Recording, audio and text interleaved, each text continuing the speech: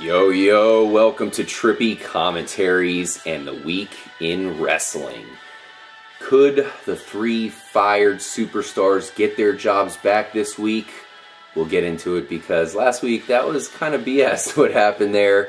John Cena had to let the Authority come back, and when that happened, they fired Dolph Ziggler, Ryback, and Erick Rowan. We want them back. There was an opportunity right away on Raw. Let's get into it. I'm RJ, joining up with Raspo. Yo, yo. And Retro Brett. What's up, people?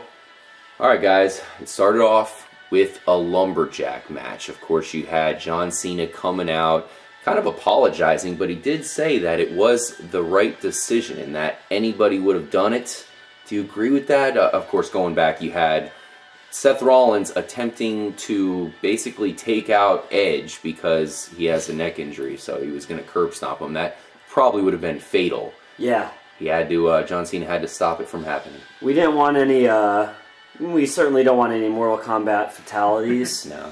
So, you know, John Cena did the right thing in jumping in there after Rollins said he was going to kill him anyway. Yeah. Well, he saved him, and then, like you said, right away, Rollins was like, "You should have known me better, John. I'm going to kill him." Well, the bottom line is, though, that the Authority came back and fired those three guys, three, you know, babyface superstars that are getting over with the crowd. And so we all kind of were like, this is kind of strange. Why are they letting these guys take a little break for the time being, you know? Why is this happening? Definitely. It was a trippy scene, though. I gotta situation. say, like I mentioned last time, I thought it was trippy with the confetti falling and that music playing. That was crazy. Well, what happened to basically lead up to the Lumberjack match is you had the Authority come out, and they said that they were going to give them a match immediately. And John Cena, I thought it was funny because he was like, "Oh, what's it going to be, a handicap match, 10 versus 1? Which is what we were all thinking. And they said, no, it's a one-on-one, but it's a Lumberjack match. It ended up having all of the foes out there, all the heels, so it almost was a 10 versus 1 match. And then we had the Lumberjack match. No, but from what you said earlier, anything with involving the Authority is BS. That's for true. the most part. I was very, very suspicious at this whole thing. I actually saw them going a different direction, but it's obvious they're not going to go this direction anymore. I thought they were going to say, "Hey, look, Cena, you can trade your spot in the title match for your three buddies." But it's obvious they're not going to do that. They're going to keep stacking the deck a whole lot against Cena like they always do. Yeah. I still don't know what's going on with this storyline. I don't know when they're going to come back. They have to come back at some point. It's Oh, yeah, Dolph but- Ziggler. Yeah. He's, out of the three of them, he's the only one that could have really used a break. And more than a couple weeks break. Well, because he was going insane every night, well, every week for a long time. And Ryback came back not too long ago. And Rowan... He kind of just came back too. He was gone for a little bit there and so appeared with Ziggler could definitely use the rest. Yeah. But. Now, basically what happened in that match, it was a pretty good match, back and forth. Cena tried to close it out a couple times. It looked like he was going to indeed win it, but he kept having the interference from the guys outside the ring. Eventually, the Big Show just straight up knocked out John Cena, and it was blatantly messed up because when Cena would go out, he would get knocked around by all the wrestlers, and when Seth Rollins would get out, they would towel him and pat him on the back and all that. So, well, that's the case with any Lumberjack match. Especially in this Yeah, case. but one guy gets pummeled and the other guy doesn't. I mean, that's not what it's supposed to be, obviously. No, but I've never seen it is. stacked this much. This is the worst I've seen stacked. This was just ridiculous. It was. Come on. And of course, Big Show knocked out John Cena, rolled him back into the ring. Seth Rollins got the easy victory, and he took that one to the bank. All night he was so happy about beating John Cena. Even Paul Heyman said it was a great accomplishment defeating John Cena, which is like, what? I think that was a little bit of making fun of him. I hope it was. Oh Me yeah, too. there was 10 people surrounding the ring. It was a great accomplishment. Right? Yeah, he got knocked out and rolled into the ring, and you laid on him. Great job. But the interesting thing that happened, because later that night you had Rusev facing off with Dean Ambrose. That was a great match as well. But match with Ambrose is. Yeah, so that was kind of cool because we had Dean Ambrose. He also got a situation where he was put into psychology, he had to go to a psychiatrist. Evaluation. Yeah. So basically, he made the psychologist crazy. It wasn't the best segments, to say the least. But eventually, you had Rusev coming out, and the reason why I wanted to bring this up is because Rusev was bashing Ryback. So was that kind of a tease to us to let us know that Ryback's going to come back? They wouldn't have him bashing him so much there if they were going to, they would just move on. They wouldn't be talking about him. But in this case, you have Rusev bashing Ryback, kind of leading us to believe that eventually that feud will continue. Oh, yes. I definitely agree with that. What do you say about that, Raspo? Well, my question is, when are these guys coming back? Is it going to be before the Rumble? Are they going to be in the Royal Rumble? I'm thinking they got to be in the Royal Rumble. Really? Yeah, come on. I mean, they're 3 face guys. They deserve to be there. My theory is that there's so many guys that could win the Royal Rumble, this maybe takes 3 of the big-time contenders out, especially Dolph. It does. But I was going to say, the Rumble without Dolph? Come on, you can't have that happen. A high flyer like him? Well, let's look at how many people that actually have a chance at winning. We just saw Daniel Bryan. He's my favorite going into it. Roman Reigns has a great chance. Bray Wyatt. Dean Ambrose now is allowed in. I mean, that's 4 guys right off the bat that I think are definitely have a chance at winning. The top 2 are Bryan and Reigns. I agree with you 100%. How about this big guy, too? He's probably going to be in it. I don't think they announced it yet. We fully expect it. He hasn't lost a single match yet. He's still undefeated. By pinfall or submission. He has lost a match by DQ and other stuff. I remember that match to Reigns. So you had the New Day take on the new team of Tyson, Kidd, and Cesaro. And the New Day won. New Day won straight up. I mean, I like the finishing move they did. It was kind of like, I think it was Kofi Kingston who jumped from the top rope and kind of stomped, who was it? Tyson Kidd's chest. Yeah, one of them. I think it was Tyson. But it was a cool finishing move. It's just, like I've said before, I don't really see where the New Day is going. And Cesaro and Tyson Kidd, let's be honest, I mean, they were 2 singles competitors who started doing some gimmicks, weekly gimmicks, including joining the Exotic Express last week. And it's just kind of goofy altogether. I don't really get either of them. Now, there's something I really wanted to ask you about, Retro Brett. It's this feud we have between Roman Reigns and the Big Show. We had the Big Show come out and talk for a while. I was like, why the hell is the Big Show talking so much? Nobody wants to hear him. Sure enough, Roman Reigns came out, so it all kind of made sense to continue that on. Now, Big Show immediately got out of the ring and started to walk away. So it's like, is he backing down completely from Roman Reigns? Reigns bashed Show for a little bit, and then Luke Harper came out to face off with Roman Reigns. Reigns eventually took him out, but then the Big Show was able to get the best of Reigns in the end. Reigns was in the fetal position as Big Show walked away, so it looks like Big Show is currently on top. Well, I certainly understand why Harper came out, because they're all bad guys. They're all part of the Authority.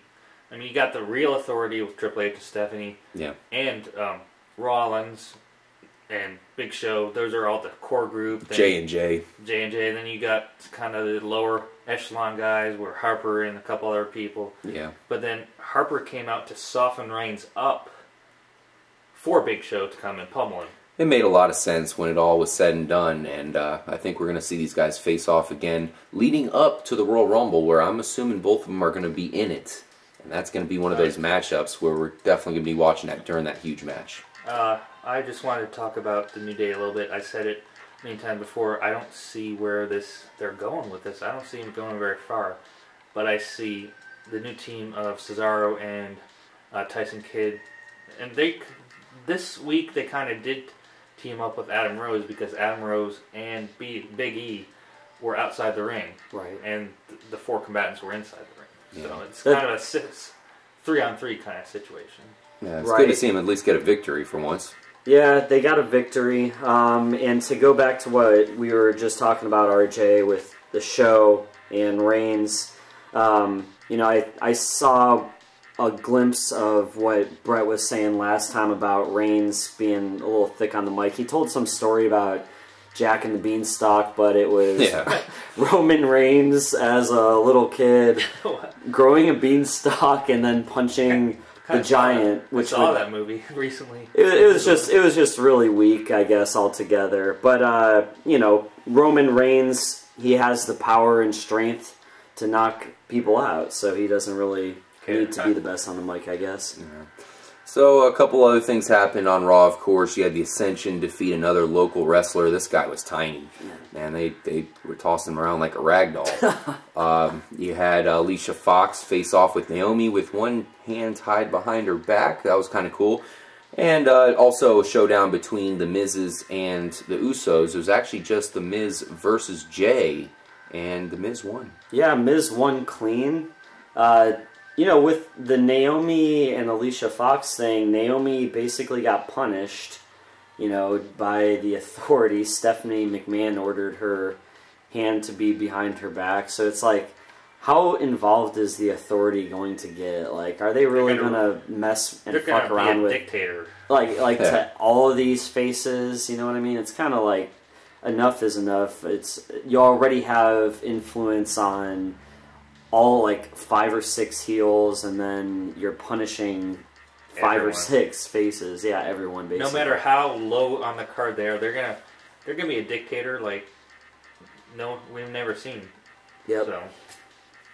Yep. Now the next thing that we got to talk about is Daniel Bryan. He came out to announce that not only was he going to be in the Royal Rumble, which he already announced, but he's going to win the Royal Rumble. Epic announcement. We just said he's one of our favorites. Stephanie McMahon came out to kind of rain on his parade and do a lot of the same kind of down talking that she's done in the past. Really stupid kind of stuff, considering how Daniel Bryan is such a huge star, obviously, right now. And he's just coming back.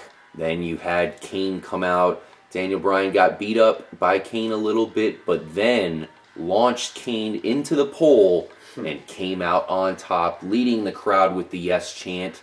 We knew that would lead to a matchup. In fact, it was Daniel Bryan's first match back against Kane on SmackDown. So we'll talk about that soon. But it was interesting to see Kane and Daniel Bryan fighting, and of course more interesting just to see Daniel Bryan fighting someone once again. I just can't ever get the image of Kane laying on a pallet with a pallet jack being pushed into the ring.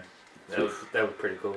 Hey, the one image I was thinking of is Kane tombstoning Daniel Bryan over and over again. No. Let's get that. I got real worried when I saw Kane come out and put D. Bryan over his shoulder. Yeah. Luckily, he escaped it and was able to counter. Yeah. All right, and the last thing that happened on the night was the contract signing for the triple threat match. So it's official, guys. Definitely going down. You had the Authority come out first. They announced Seth Rollins. Rollins came out. They were certainly talking him up. Then John Cena. And then finally, the guy who came out with pyrotechnics and all, even though he'd already came out earlier in the night and had his intro, Brock Lesnar, the champ, along with Paul Heyman. And these guys, like I said, have already made appearances throughout the night. Brock Lesnar came out. Paul Heyman gave another rousing speech. Good stuff. Now, this came down to basically, what was the order of this? I know, because they all did their finishers to basically each other here. It was Seth Rollins attacking Cena, but Cena ended up kind of countering it and getting him in the AA, and then AAing Brock Lesnar into the table, and then okay, so Rollins got hit by Cena, and then Lesnar came and German suplexed Cena. How could I forget? And then Rollins. And Rollins. Then the rest went down. Of course, Cena was able to get both of those guys with the AA, but as soon as he did that, Rollins, after he was so happy about hitting the AA on Lesnar through a table, very epic. Yeah, then we saw Rollins give the curb stomp to Cena, and perhaps more crazy than that, given the curb stomp to Brock Lesnar as Paul Heyman goes crazy in the background. That was crazy. That was a bold move for Seth Rollins, I thought, man. And I've been saying this for a long time. Seth Rollins truly is the future of the WWE. At least for now, he's a great heel. Oh, he has that heel laugh. He's like, you know, I mean, how can you beat that, dude? I love Seth raw. Rollins. I think he's a great heel, and the fact that he made it into this match really caught me by surprise. Like I said, it's now official. It was pretty cool, like I said again, to see Brock Lesnar go to that table. Oh, yes, it was really cool, but I just have a question. How is it that no one has escaped the easy as shit to escape curb stomp? All you have to do is stand up, Or roll out of the way, or do something. Or, oh, actually I have one better. All you have to do is when he picks up his leg, take him and powerbomb him. Absolutely. Or RKO him if you're Randy Orton out of nowhere. Absolutely. That's the good thing about the out of RKO. nowhere. I've always loved that because it can come out of nowhere. Yes, When are we going to see legendary. the RKO again? It's been a while since Hopefully we've seen soon, Randy man. Orton. I know. That's an odd one. Why has he been MIA, He's a especially big- leading he's a up to big the Royal player. Rumble? Hey, he's been playing for a long time though, so he's probably on an extended vacation. Well, he deserves it. Yeah. Yeah, he's certainly been around for a while, but knowing some of the issues he's had in the past, hopefully everything's all right there, that's for sure. Hopefully we'll be hearing voices here shortly. Let's move on to SmackDown, guys. Like we alluded to, Daniel Bryan faced off with Kane, his very first match back. It ended up as a disqualification, so Yeah. still not an official victory under his belt, but it looks like all systems go for Daniel Bryan. That's the most important thing out of this. We know when it all comes down to it, this is a really rough sport these guys are doing, and especially when you have guys like Daniel Bryan who have suffered very bad injuries. It's a serious thing that they can be knocked out forever. It looks like we got Bryan back. Hey, D. Bryan's been doing this for a long time. I was nervous when he was making that announcement. So was I. Which we discussed that we thought he was done. We thought his he might career was retire. over. Yeah, true. And no, Daniel Bryan surprised everybody, and he gets so over with the crowd when he's out there. He gets huge pops, and you know you got to give it to him. He's a great wrestler. He's that underdog guy that you always want to root for. Mm-hmm. Kind of like Any Rey thoughts? Mysterio. Yeah. He appears, hopefully, he's one of the lucky ones that have had serious neck injuries, that have actually gone through it, and he can continue his career, because, at least in the WWE, his career hasn't really started yet. Well, I mean, he kind of just started. Yeah, you know? he's been there for like NXT, a year and a half. He came with NXT, like, when was that? A couple of years But ago? the main show. 2-3 years ago? I mean, Cena's been on, the Raw and the main show for, 13, 15 years now? Long time. Bryan's been there a couple. Yeah. If that. And Daniel Bryan's so huge right now. He's obviously getting one of the biggest, applauses out of any wrestler. Hopefully he stays healthy, because that's going to make wrestling even bigger. Now, one thing we do got to bring up, of course, Bad News Barrett getting another victory. He's another guy who seems to be getting a lot of momentum. He's a title holder. Do you think he's as strong as he was before he got injured himself? I think he may be stronger, but I want to say he's just working. He's slightly under his full strength, and he's just about to get there.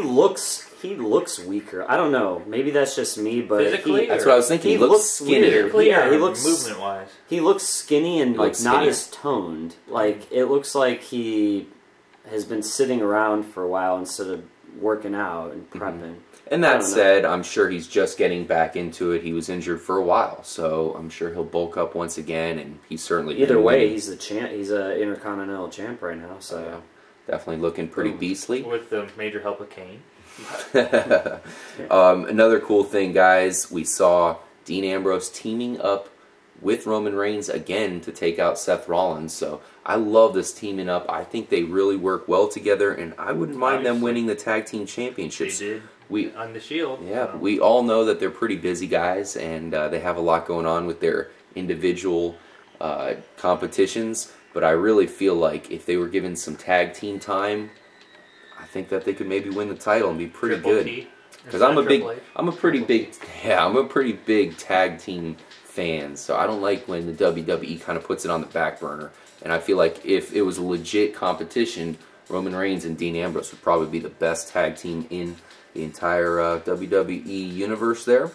And last thing we got to talk about is Paul Heyman came out, talked a little bit about Brock Lesnar. The funny thing was, Seth Rollins was pissed because he wanted to cash in the Money in the Bank suitcase that night. He wanted the championship heading into the Royal Rumble. He totally would have. Brock Lesnar was not there. Dude, why is Lesnar ducking Rollins, man? Come on, Lesnar. Stop being a bitch, dude. Man. Just beat his ass.